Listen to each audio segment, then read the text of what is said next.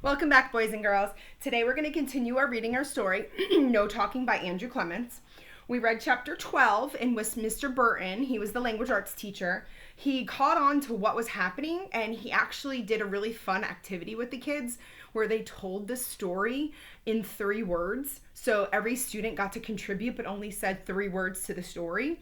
And Mr. Burton thought it was really cool. The kids had a really fun time with it and he still was able to teach them something in class, even with this weird 3-word answer going on.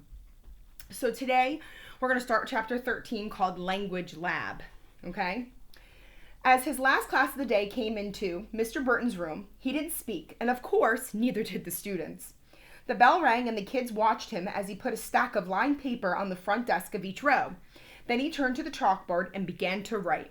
Today, there will be writing only. Nothing will be turned in, but everyone must write all period long, and everyone must communicate with at least 4 other people. You may not stop writing for more than 15 seconds. As soon as you have paper, begin. In less than 1 minute, every kid had paper, and in less than 2 minutes, the first notes were changing hands. Todd wrote, "I still think this no talking thing is stupid," and he passed the paper to Kyle. Kyle read the note and wrote, "I sort of like it. It's different. A challenge." And then Todd wrote, "Challenge? What challenge? The teachers already know about it. Like Mr. Burton, he's just messing with us. Thinks it's great we're not talking. I like talking." Kyle read, and he wrote back, "Too bad. I think how hard it is for all the blabby girls. We're going to win this contest.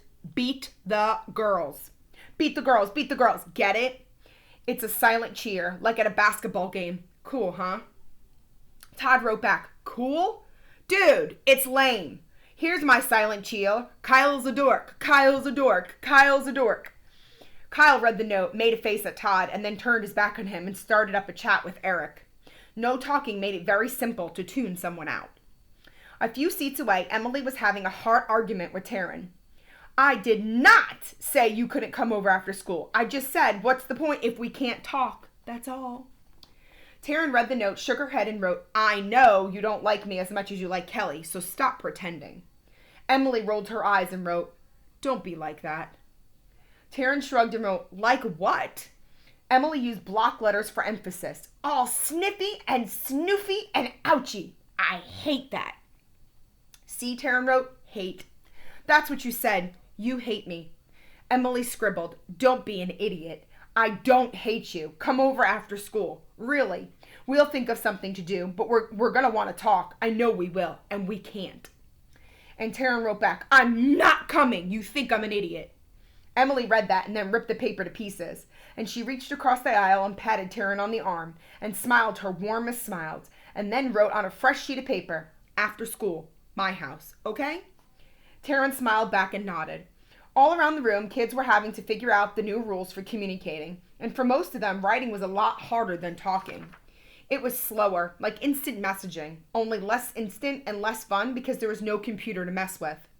There was so much less give and take than there was talking. The unshushables weren't used to that at all. Dave had just finished a frustrating set of back and forth messages with Bill. Bill couldn't understand how to keep from getting called offside during a soccer game. Dave had explained it 3 different ways. He had drawn pictures and diagrams and everything, and Bill still couldn't figure it out. So Dave passed a note to Ed because he was the best junior player league in town. Bill doesn't get the offside rule. Help. Dave looked around for a new partner, and he saw that Lindsay was passing notes with Helena. They seemed to be having a great time, nodding a lot and cracking each other up, probably gossiping, he thought, about something really stupid. He grabbed the clean sheet of paper and began a note to Lindsay. "What's the difference between you and a toxic waste dump?" But he even decided that riddle was too harsh, even for Lindsay, even if it was true. He crumpled the paper and took another sheet. But before he started writing, he got up, walked to a bookcase, and grabbed a dictionary. He flipped the pages and then ran his fingers down a column of words. And there it was. Interjection, used to express doubt or uncertainty or to fill a pause when hesitating in speaking. So Lindsay had been right about something. For once. He sat back down and wrote, "Hey, Captain Burgess, what's the war going on? How's the war going on? Ready to surrender?" Dave nudged Jason, handed him the note, and pointed at Lindsay. Jason nudged Lindsay and held the note out to her, and when she glared at him, Jason shook his head and pointed back at Dave. Lindsay made a face and then took the paper, holding it between her thumb and forefinger like it was a squashed toad. She read the message, wrote a little, and nudged Jason, who passed the paper back to Dave. Her reply was, "It's General Burgess." "Check the score, Dimbo. Girls rule, boys are losers. As usual. You're totally getting schooled." Jason handed the paper back to Dave. He read her message, made a snarly face at her, and then wrote, "Don't count on it. Always the big talker." And sitting there frowning at the paper, once again, Dave felt this overpowering wish that he could show Lindsay who was boss, settle the question once and for all, really put her in her place. And in answer to this wish, an idea popped into his head, an idea he probably should have ignored, but he didn't. Pressing down hard with his pencil, Dave wrote, "How about you and me go head to head, have our own special no talking match, starting right now, you and me. Unless you're scared. And the winner gets to write a big L on the loser's forehead with permanent marker. On the playground after lunch on Thursday. How's that sound?" And he gave the paper to Jason. Lindsay grabbed the paper from Jason and read it, and there was no hesitation. She looked at Dave, nodded a big yes, held up her hand with her fingers making an L, and pointed at him. Then she wrote something and handed the paper to Helena, who'd read everything, wrote something, and passed the paper back to Lindsay, who wrote something more and then passed the paper to Jason, who passed it back to Dave. Lindsay had written, "Helena, you be the witness. Sign here." And Helena had written her name. And below Helena's signature, Lindsay had added, "No backing out now, fat mouth. Which color marker do you like best, red or black?" Dave pointed at her and pretended to laugh and laughed. She stuck out her tongue and then turned away and picked up her chat with Helena. Dave felt like he'd lost that skirmish. Lindsay always has a way of firing the last cannonball. Then he smiled as he thought how much fun it would be to paint a big L on her forehead. If he could win, that is. Otherwise... Dave wouldn't have to put his feelings into these exact words, but he sat there in the quiet room sort of wishing it didn't have to be a war, because it was. Well, it was very interesting. Not talking was interesting all by itself, without even without the extra fun of the contest, and the extra risk of his new private battle with Lindsay. And he suddenly wondered what Lindsay thought about the whole idea, and he wondered if she'd be honest enough to tell him. So Dave grabbed a fresh sheet of paper and wrote, "I'm kind of glad we're all doing this, the no talking thing. Like, I really don't know was a word. It's pretty interesting. At least it is to me." Then he gave the paper to Jason. Jason tapped Lindsay's arm and handed her the new note. She read it and then gave Dave a short, suspicious look. And then she bent over the paper and wrote. Jason handed him the paper, and Dave read her message. It said, "It is to me too. I'm thinking and thinking and thinking. Pretty amazing."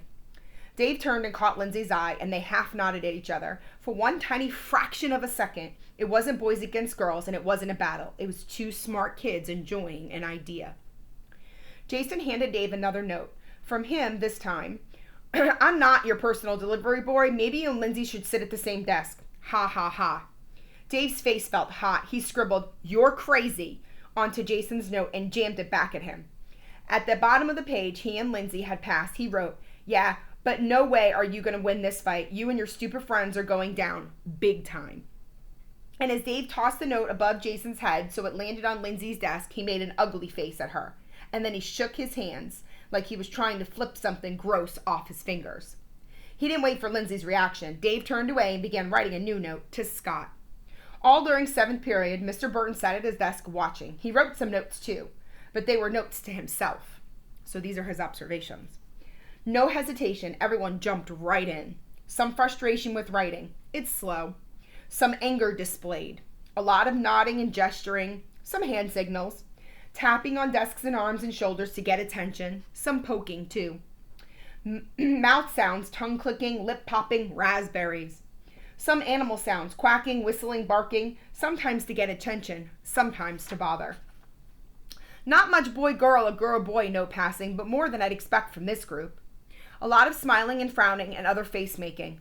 Not one single word out loud. Mr. Burton was taking a class at the State University 2 nights a week studying for his master's degree. The course was called Human Development, and one of the topics that he studied was the way children learn to use language. Of course, this wasn't watching kids learn to use language. These students were already good with words, almost too good. No, this was watching children try to change how they express themselves, trying to use language in a new way.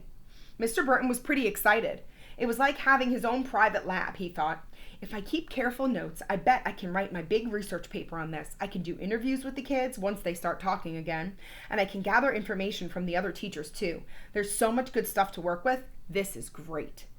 When the last bell rang, Mr. Burton was sorry the class had to end, and he couldn't wait for his first class on Wednesday morning. For the 5th graders, the last bell on Tuesday meant something else. It meant they had to go ride a bus and not talk. It meant they had to go, and the bell meant that they had to go to sports practice or to dance or music lessons and not talk. It meant they had to go home and deal with moms and dads and brothers and sisters and neighbors and everyone else and not talk. No one was sure how all this was going to work, including Dave. But Dave was absolutely sure of one thing. He was going to do everything just right, because if he messed up, it meant he'd be walking around school on Thursday afternoon with a big L on his forehead, and that was not going to happen. Oh boy, it's really getting good. Dave and Lindsay, they have quite the battle going on, right? At least the teachers are enjoying it. I hope you enjoyed today's read aloud, boys and girls. I'll see you soon. Miss you guys.